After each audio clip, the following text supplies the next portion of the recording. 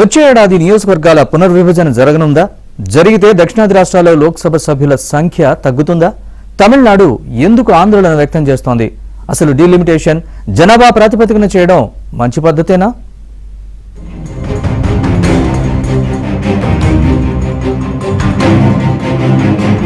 మన దేశంలో లోక్సభ అసెంబ్లీలకు సభ్యుల సంఖ్యను 1971లోని జనాభా నిష్పత్తి ప్రకారం కల్పించారు. 2026 వరకు వాటి ఆధారంగానే ఉండాలని, సభ్యుల సంఖ్యను పెంచడానికి వీల్లేదంటూ చట్టం చేశారు. 2026లో జనాభా ప్రకారం లోక్సభ, రాష్ట్ర అసెంబ్లీలకు నియోజకవర్గాల పునర్విభజన జరగాల్సి ఉంది. ఇదే జరిగితే దక్షిణాది రాష్ట్రాలు నష్టపోతాయి. లోక్సభ మొత్తం సీట్ల సంఖ్య 129 నుంచి 103కు తగ్గిపోనున్నాయని చిదంబరం లాంటి కాంగ్రెస్ నేతలు ఆందోళన వ్యక్తం చేస్తున్నారు. ప్రస్తుతం లోక్సభలో 129 స్థానాలున్నా దక్షిణాది రాష్ట్రాల వాయిస్ వినిపించడం లేదు. అంతా ఉత్తరాది ఆధిపత్యమే. ఈ సీట్లు తగ్గితే అసలు పట్టించుకుంటారా అనేదే ప్రశ్న. లోక్సభ కొత్త భవనాన్ని 888 మంది సభ్యులకు సరిపోయే విధంగా రూపకల్పన చేశారు. జననాల రేటును తగ్గించి జనాభా పెరుగుదలను నియంత్రించిన రాష్ట్రాలకు లోక్సభలో సీట్ల సంఖ్యను తగ్గించడం ఆమోదయోగ్యం కాదంటున్నారు. అందుకే దక్షిణాది రాష్ట్రాలు గట్టిగా గళమెత్తుతున్నాయి. చర్చిద్దాం రండి అంటూ 29 పార్టీల అధినేతలను తమిళనాడు సీఎం స్టాలిన్ ఆహ్వానాలు పంపించారు. ఈ నెల 22న చెన్నైలో సమావేశం తలపెట్టారు. Telangana CM Revanth, AP CM Chandrababu, Kerala CM Vijayan, Karnataka CM Siddaramaiah, Paschima Bengal CM Mamata, Punjab CM Bhagwant Mann, Odisha సీఎంను సైతం ఆహ్వానించారు.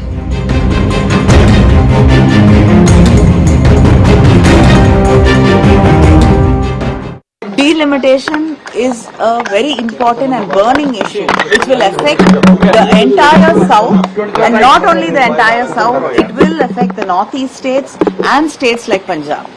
Our Chief Minister, Mr. M.K. Stalin, has taken up this issue and he wants to unite the opposition parties in this country to come together as one voice about delimitation, taking opinions from across the states, and together as one voice, our leader and Chief Minister, Mr. M.K. Stalin, will take forward this delimitation issue and we will fight to save and protect our rights.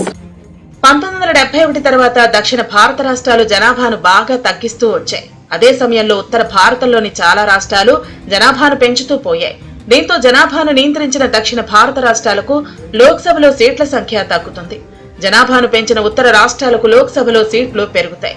ప్రస్తుతం యూపీలో 30 లక్షల జనాభాకు ఒక MP ఉంటే తమిళనాడులో 18 లక్షల జనాభాకు ఒక ఎంపీ ఉన్నారు. 1952లో లోక్సభ ఏర్పడినప్పుడు 489 మంది ఎంపీలు ఉండేవారు. 1972 డీలిమిటేషన్ లో 545 సీట్లకు పెరిగింది.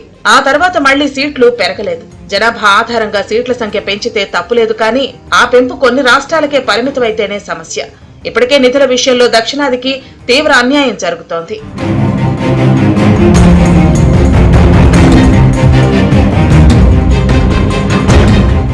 ఒక అధ్యయనం ప్రకారం 2026లో ఉండే జనాభా ప్రకారం లోక్సభ సీట్లు పెంచాల్సి వస్తే మొత్తం సీట్ల సంఖ్య 848కి పెరుగుతుంది. అందులో 143 సీట్లు ఒక్క ఉత్తరప్రదేశ్ రాష్ట్రానికే వెళతాయి. బీహార్కి 79 సీట్లు వస్తాయి. ఆంధ్ర, తెలంగాణ కలిపి 54 సీట్లు వస్తాయి. మొత్తం దక్షిణ భారతం నుంచి ఉండే ఎంపీలు 164 అయితే యూపీ, బీహార్ 2 రాష్ట్రాల నుంచే 222 మంది ఎంపీలు వస్తారు.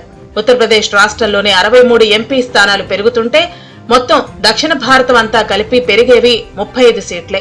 రాజస్థాన్లో ప్రస్తుతం 25 సీట్లుండగా 50కి, గుజరాత్లో 26 నుంచి 53కి, మహారాష్ట్రలో 48 నుంచి 73కు సీట్లు పెరగనున్నాయి.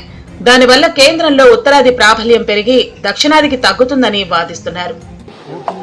22 తారీఖు నాడు దేశ స్థాయిలో పార్లమెంట్ నియోజకవర్గాల పునర్విభజన మీద ఒక సమావేశాన్ని ఏర్పాటు చేసి దానికి రమ్మన్నారు. ఆ సమావేశంలో దక్షిణాది రాష్ట్రాలకు జరుగుతున్న నష్టం మీద చర్చించి భవిష్యత్ కార్యాచరణ నిర్ణయించడానికి వారు ఆహ్వానించారు. దక్షిణాది రాష్ట్రాల మీద కేంద్ర ప్రభుత్వం పన్నుతున్న కుట్రను తిప్పికొట్టడానికి అవసరమైన కార్యాచరణను మేము చేపట్టడం జరుగుతుంది.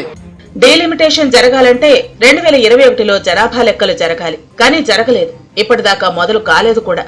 నిజంగా జనాభా ప్రాతిపదికన లోక్సభ సీట్లు కేటాయిస్తే ఇప్పుడు ఈశాన్య రాష్ట్రాలకు దక్కిన గౌరవమే రేపు దక్షిణాదికి దక్కుతుందని వాదించేవారు ఉన్నారు. ప్రగతి పదంలో దూసుకెళ్తున్న దక్షిణాది రాష్ట్రాలు ఈ నూతన డీలిమిటేషన్ వలన అన్యాయం అయిపోతాయి. దేశ జనాభాలో దక్షిణాది రాష్ట్రాలైన ఏపీ, తెలంగాణ, కర్ణాటక, తమిళనాడు, కేరళ జనాభా 18%. కానీ జీడీపీలో 35% అందిస్తున్నాయి. అందుకే అసలు పునర్విభజన అవసరం లేదంటున్నారు కొందరు నిపుణులు.